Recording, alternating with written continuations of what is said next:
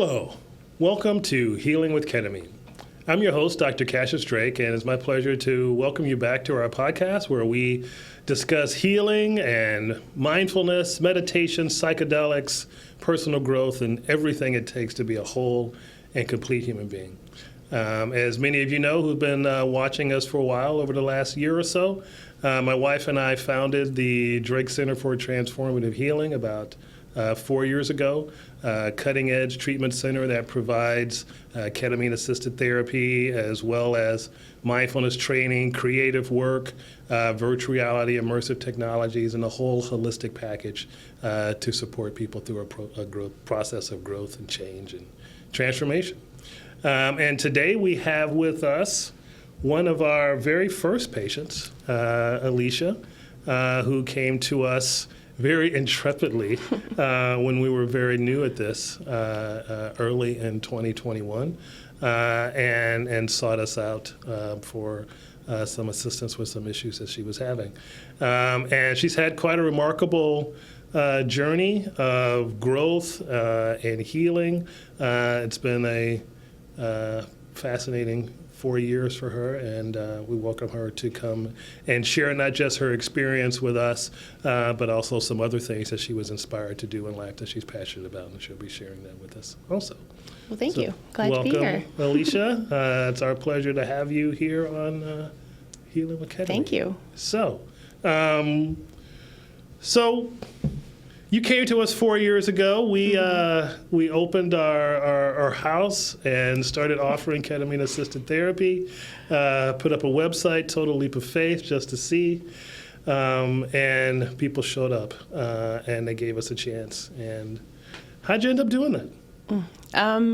So my story is really complex. The way I found you and the way I found ketamine, actually.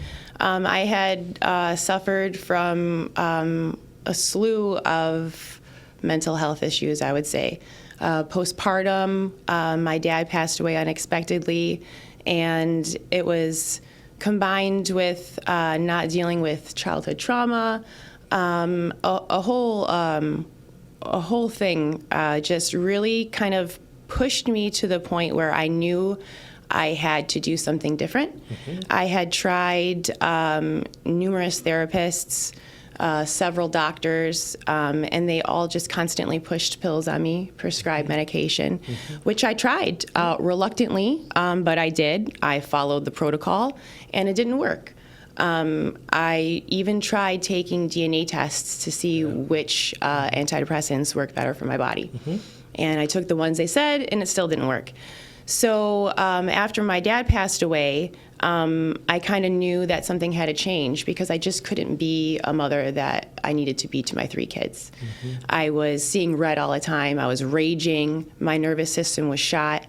And I had looked into ketamine a year or two before my dad passed away, actually.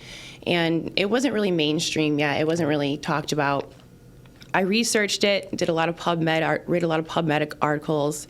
And then when I had finally said I had a therapist, and she kept pointing to a sign on her wall every time I said something onto her certificate. And it was then that I said, I don't need to search for anyone else to help save me. I need to save myself. Yeah. What can I do for myself to save myself? Because I was constantly searching for something else. Mm-hmm. And I knew that wasn't the right way. Something kind of just clicked. Uh-huh. And so when I found your website and I found you, I called you, and within 10 minutes of talking to you, I knew that this was for me. Uh-huh. And then it was during COVID, actually, and so we went to your house, which was going back thinking about it, it's kind of different. I mean, I don't know if that could happen again today. It was totally only in the moment of COVID shutdown. I mean, it was really weird, but I felt super safe. Yeah. I felt super secure. There wasn't a moment at all in my body where I was like, oh, I don't need to be here. Right. I need to get out of here. Yeah. Actually, I was very much in the groove of you and Jackie. So thank you for that, for opening your home to me, first of all. Thanks for trusting us. I really appreciate that. Yeah. And so when I first tried ketamine, you do it in a way that you present it as the ketamine saves you. You take yourself out of it. You take your ego out of it. You say, go within. You know, what can you do? What can you change? How can you look inside yourself to see what actions you can change? Because things are going to happen to you. Yeah. It's about how you respond. Yeah. And I would say, listen, I'm not there yet. What is this looking within? I don't understand you. Stop talking to me about that. You are a tough nut to crack. And you know, I feel like you push my buttons in a way that they need to be pushed.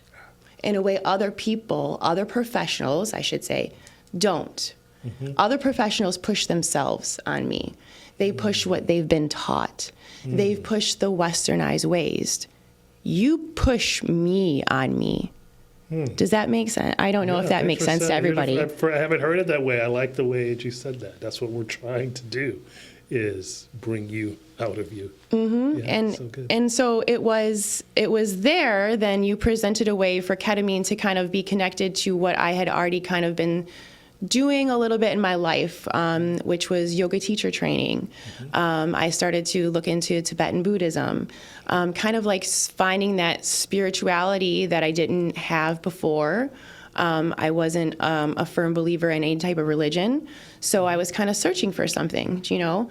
And I had 4 ketamine sessions, and it was my 4th ketamine session that completely got rid of my depression. In what way? How'd that happen? Hands down. It erased it. And what did that look like? How was your experience of that? It was, and I say that, I don't say that lightly, because if I hadn't experienced it, I wouldn't believe it. I wouldn't believe myself. Well, if it's too good to be true, it probably is. That's what one therapist told me about ketamine when I had asked about trying it. Because is it too good to be true? Not if it's actually true.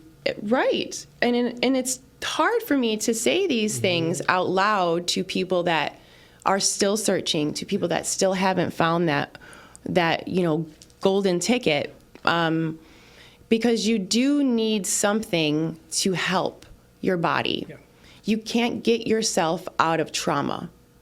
When you experience a severe amount of trauma, you can't meditate yourself out of it.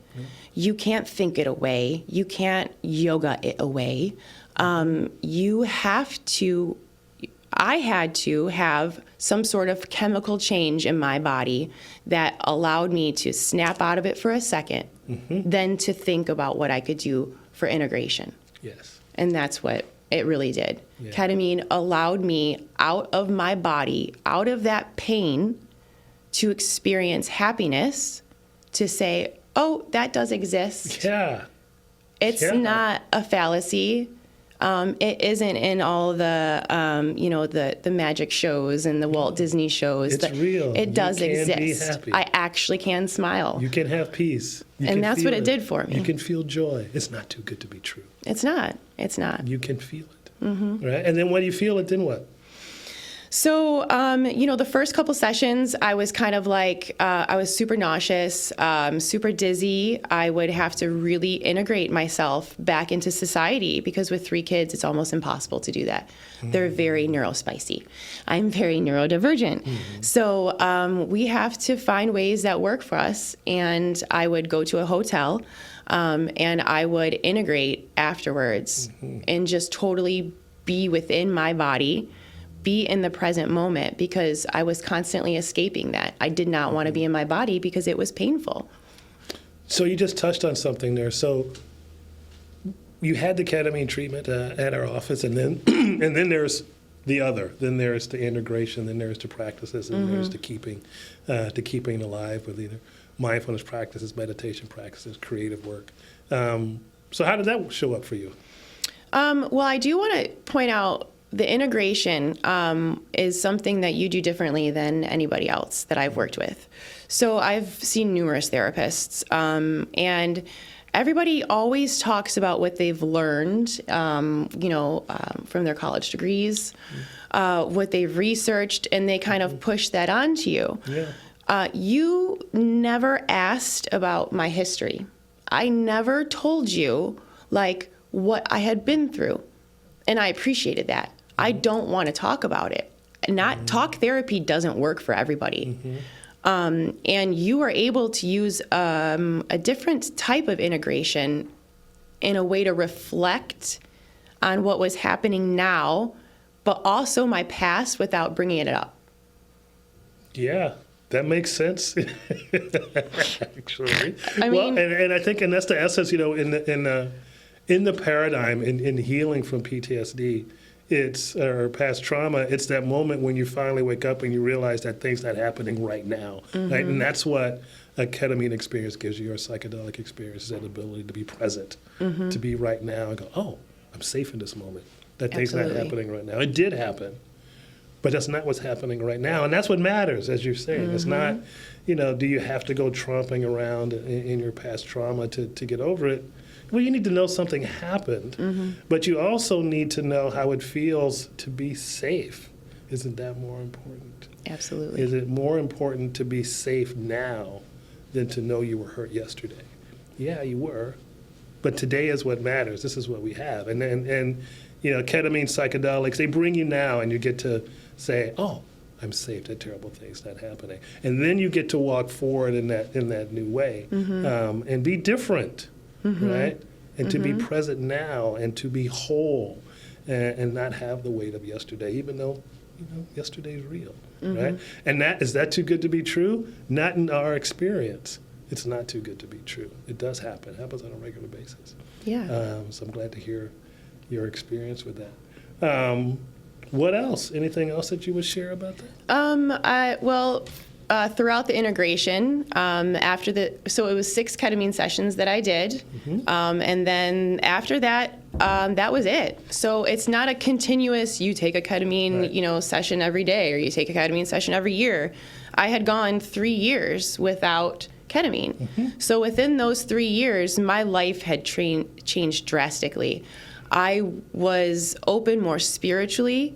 I was open to different ideations. I was researching. I was reading books like nobody's business. Gabor Mate has been life-changing for me. I have been reading about autism, about neurodiversity, about your ancestors, and how trauma can develop in your genes and in your DNA with epigenetics. Yeah. It is just really... And that can be released. Which it has, right? And it absolutely has. So you can still carry that with you. That doesn't go away. And I don't really want it to go away because it's who I am. Yes. But it's not... It doesn't make me who I am. It's a part of me. It's not who I am, I should say. Yes. And that part of me has led me now to writing. So I started to really write, and it just flowed out of me. And I look back now, and I actually don't remember what I wrote. It kind of looks like somebody else wrote it. I'm like, that's how much you've changed. Who is that? Yeah. And I'm talking systemic injustice. I'm talking feminism. Just really, really almost political and like injustice things that have really just pulled at my heartstrings. And I see how many people now are suffering. I was a civilian in the Army, and I was with the suicide department for a little bit, and one every minute. So I can't stand by now that I can actually take a step back and breathe as a person. I can't stand back and watch this happen. Yeah. So now I am trying to develop a nonprofit called Mudzies Mission. Yeah, please tell us about that. And that nonprofit is here to help fund holistic healthcare in Michigan. So what I want to do is kind of create almost an association for therapists, for doctors, for alternative healers, for people in the Ayurvedic world, for Reiki, for anything that's basically not covered by our Western insurance companies, which is basically everything. So what I'm Everything that heals. right, everything that heals. So what I'm hoping to do is basically have a big pocket of money and get grants coming in. And when those grants come in, I'll have a board, and the board will determine which funding goes to which therapist or which healer. And then those healers can have a sliding scale, and they can use the funding for their patients based on what patients need it. That's great. Yeah. It's Yeah. amazing. So, how'd you get that idea? So my grandma's name is Mudsy, her nickname. And when I started down this path, I actually realized she had survived severe trauma herself. And also my mom's mom, I was searching through Ancestry.com because my parents, my dad passed away. It was a very tumultuous relationship with my father. And my mom doesn't talk about anything, so I knew nothing about her past. I knew nothing about my past. And I found out that her mom, her grandma, so my great-grandma, was mentally institutionalized for trying to drown and suffocate her daughter, which was my grandma. So when I found that out, that was the turning point for me to say, I need to start a nonprofit. I need to help mothers because I suffered for postpartum. And I said, well, maybe that's why I'm suffering. There was these connections that I was having, and I see all these women suffering. And right there, I just thought, I need to start something. And that's why I named it Mudzies Mission. And she actually passed away 2 years ago. And she had written this book, and she gave it to my cousin. And it was all of the things of her life. It was her favorite sayings. It was her favorite song. It was what she did growing up. And it was actually really sad. But one of the things she said was, I'm here on this earth to help others. And I'm carrying on that for her. Yeah, you are. Yeah. So, yeah. Thank you so much. That's inspiring to me and affirming to me, because what you're describing is one of the outcomes of this work that we would hope would happen. Is that, it's one thing to help people feel better, and that's great, and help them treat their depression, and that's great, and help people become connected with their higher selves, and that's important. Even better to have them out living their passion and being a demonstration of what it means to be better, and being a light to go out there and help other people get better. And so that's, I often say that's the secret mission of the Drake Center, is to elevate people and have them being out there, Absolutely. being individual elevators of consciousness themselves, and you're doing that. Well, I thank you for that. So thank you so much. Anything else? Well, how can people find out about Mudzies Mission? So actually, I have a website. It is mudziesmarketing.com, and under that website, you will see Mudzies Mission, which is the nonprofit. So you can go there and look at that. And I'm actually writing a book, and it should be finished at the end of this year. Okay. And this book is basically a snapshot of my ketamine journey, and then it's a snapshot it's kind of like a review of how I came to where I am today. And those book sales, a portion of those book sales would be going to the nonprofit Mudzies Mission to help fund holistic healing. Fantastic. Okay. Any final thoughts for the audience before we go? I would just like to say, I know that this treatment is different, and I know I might look different, and I know I might do different things to help myself that might be a little bit different than your average person. I do a lot of silent retreats, yoga, the meditation, but I want to make everybody realize that just because it's different doesn't mean that you can't try it. You don't have to tell anybody that you're doing it. If your husband or your wife or your mom, your dad, your siblings, whoever, they don't have that same kind of feeling, well, they might not know how much you're suffering. So don't look outside for other people's experiences. Don't look outside for what other people want to tell you. If something isn't working for you, try this. It is a potential lifesaver for you. you will not go into a K-hole. You will not be raving. I mean, you are sitting in the most comfortable chair with meditative things over your eyes, with calming music. And if nothing, it is a very safe space that you can be yourself and experience kind of a wholesome experience with you. Thank you so much. Thank you. All right. Been a pleasure having you. And, Thank you so much. A pleasure to be an observer of your journey and how far you've come. It's Well, thank very you. affirming for us for this work, especially since you're one of our first ones. And we've seen your tree grow and bear fruit, which is very nice. So, all right. Well, that's a good place to end today. So, so thank you again for joining us on Healing with Ketamine. As always, it's been a pleasure to spend our time with you and hear Alicia's amazing story and journey with us. We look forward to being with you next month, and see you next time.